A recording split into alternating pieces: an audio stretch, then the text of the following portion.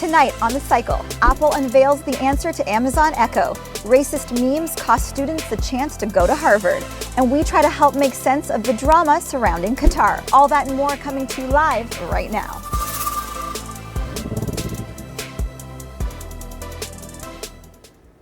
Welcome to The Cycle. It's a new week. I'm Jacques Slade. I'm Aaliyah Jasmine. Let's break down Monday's biggest headlines real quick, just in case you missed it. The Intercept published a classified NSA document showing the Russian intelligence executed a cyber attack on at least one company that makes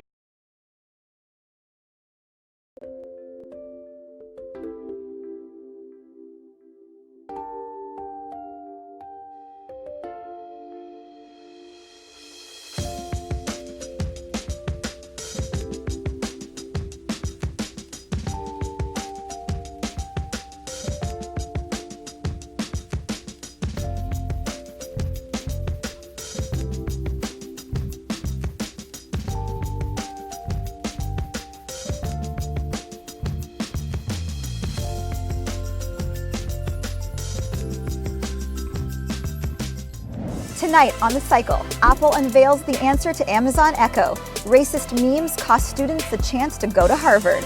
And we try to help make sense of the drama surrounding Qatar. All that and more coming to you live right now.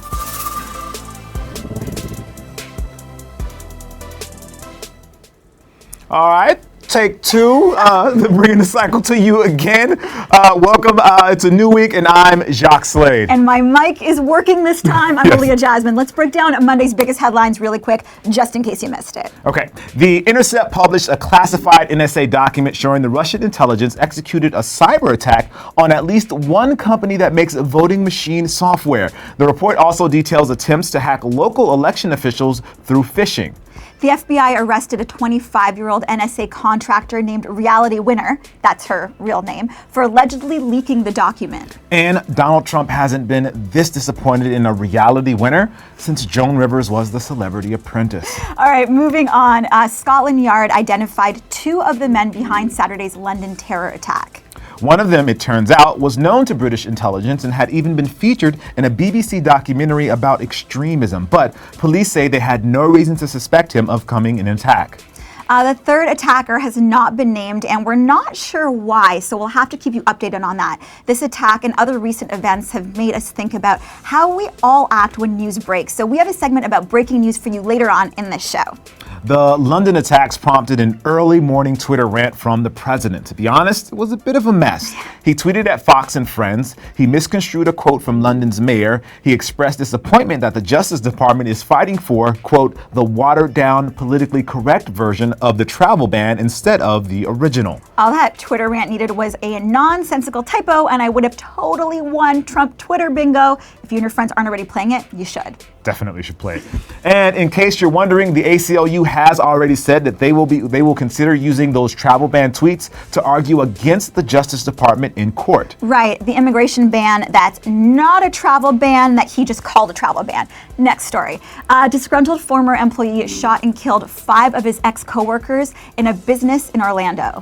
The man had been fired in April, and police say he targeted those 5 specific people, then turned the gun on himself. Of course, once everyone learned that the shooting didn't involve terrorism and it was just a disgruntled white guy killing his former colleagues, the media shrugged their shoulders and let the story fade from the top headlines. And finally, police arrested a concert promoter and creative director connected to last year's fatal Oakland warehouse fire. Yeah, the 2 men are charged with involuntary manslaughter after 36 people died in Ghost Ship in December. They're accused of allowing the warehouse to become a fire trap full of unsafe wiring and flammable materials and closing off one of the building's 2 staircases.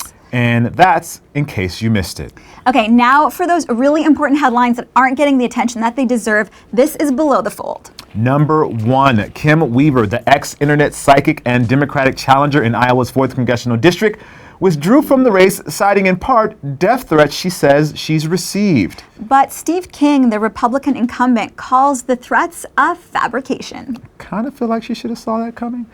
Second story, Harvard rescinded admission offers from 10 incoming freshmen. Yeah, these would-be students established a Facebook chat called Harvard Memes for Horny Bourgeois Teens. And according to the Harvard Crimson, posted images mocking sexual assault, the Holocaust, and the deaths of children. I totally understand why Harvard had to do it. Bragging about sexual assault? This is an Ivy League school we're talking about, not the White House. Bum. Number 3, turns out you can be too racist to work at Breitbart. Who knew? The right-wing blog and fake news website fired writer Katie McHugh, who tweeted, "There would be no deadly terror attacks in the UK if Muslims didn't live there." This was during the London Bridge attack. Yeah, she later doubled down on her statement saying, quote, "If there were no Muslims in London, there would be no Muslim terror attacks. Period," end quote. Yeah, sure. That's like saying there would be a huge downturn in shark attacks if sharks didn't exist. But you know, that's stupid because sharks are valuable members of our ecosystem, and the number of sharks that bite people way outnumber the sharks that do. Yeah. No, the sharks that don't bite people way outnumber the sharks that do. Did that make sense? Yeah, it did. I'm trying to make a point here. Yes. See, McHugh has now made a $10,000 crowdfunding page to help pay her medical bills. Yeah, conservative blogger lost her health insurance and now she wants a handout. You just can't make this stuff up. Finally, number 5, Apple unveiled a new Siri-enabled home speaker. The Apple HomePod will set you back $349 and has all your favorite Siri features, like telling you the weather, setting reminders, and accidentally calling your mom from the bathroom. And that's below the fold.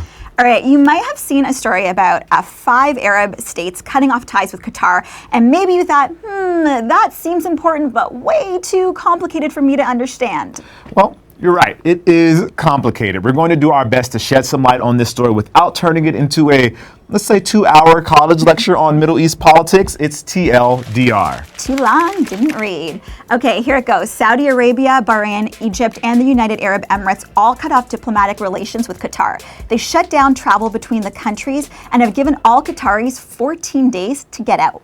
Why did they do this? Well, the stated reason for the move is the accusation that Qatar supports terrorism, a claim that, to be honest, may be a bit of the pot calling the kettle black. Right. The real reason most likely goes deeper. Perhaps the simplest way to look at this decision is through the lens of conflict between Saudi Arabia and Iran. These two countries are at constant opposition over control of the region, and neighboring nations are more and more, they're being forced to choose a side. Right, and Qatar is in a really tough spot, right? Like, their only international border is with Saudi Arabia, and they import most of their food from the Saudis. But Qatar also shares rights to the world's largest natural gas field with Iran. And in case you were wondering whether the U.S. has anything to do with this, well, of course we do. Of course we do. It's probably no coincidence that the Saudis made this power move shortly after Donald Trump came to visit. But the U.S. and Iran have an ongoing oppositional relationship. So, shouldn't we be clearly siding with any attempt to distance Qatar from Iran? Well, guess where the largest U.S. military base in the Middle East is? That's right, Qatar. Our ability to mount airstrikes against ISIS relies on a friendly relationship with the Qataris. This is a tough situation to wrap your head around. If you take away one thing, it's this. The situation in the Middle East is on a razor's edge, and America's ability to fight terrorism, prevent Iran from getting a nuclear bomb, keep oil prices down, and so much more is all tied up in this mess. Yeah, right now there's no sense of how long this will continue or whether things will escalate further. We'll keep you posted on all of that. That's TLDR. All right, moving on.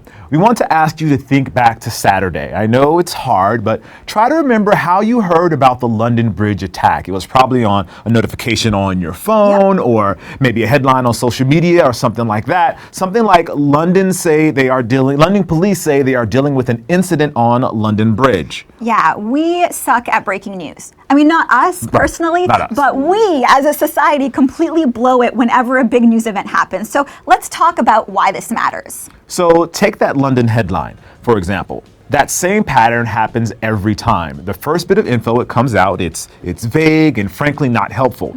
There's such a rush to be the first ones to report something that news orgs are fine sending out this incomplete information.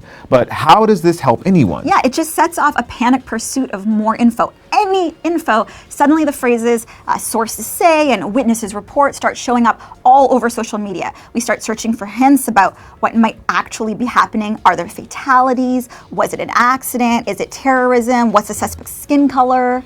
We go to Twitter and Facebook and spread these unverified reports. Even when they're wrong, we retweet images of people who were supposedly involved in the incident.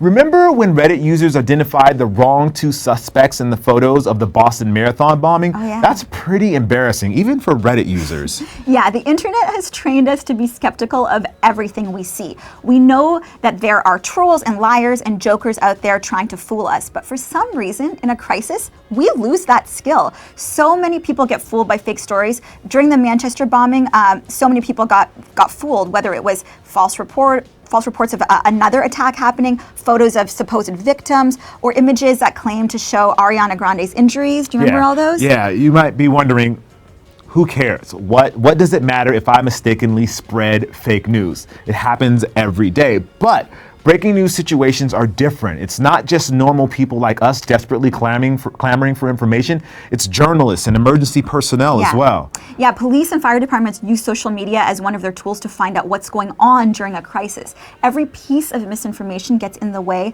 of them being able to respond. In every newsroom, researchers and journalists sift through online posts looking for something that they can report. So when you share false facts on your social, you make it more likely that they'll put the wrong info out there into the world and to people who matter. Yeah, so what should you do when big news breaks? This tip sheet from On the Media offers good advice. The important parts are to accept that the media will get things wrong in the first few minutes after something happens, and to be skeptical of anyone citing sources or reports. If information was proven to be true, they would say so. Yeah, and be wary of any channel or website reporting news that no one else is reporting. That's a sign that they're going out on a limb. And also remember that there are people out there deliberately trying to fool you. Sometimes the smartest thing to do is open the Twitter account of the local police department and wait for updates directly from them. They almost always get it right. So the next time that alert hits your phone, remind yourself to accept that you won't know what's going on right away. Don't be like our president who retweeted Drudge Report before he'd even been briefed on London attacks. If we try to get ahead of the news, we set ourselves up to be a part of the problem of misinformation. And in a crisis, that could literally be the difference between life and death. And that's why this matters. And that's today's cycle. We will see you tomorrow. And in the meantime, be sure to like and follow this page so you're never out of the loop. We'll see you guys tomorrow. Good night. Good night. Make sure to follow us at The Cycle Live on Twitter and Instagram. And like, share, subscribe to us on YouTube and Facebook, all that good stuff at The Cycle Live.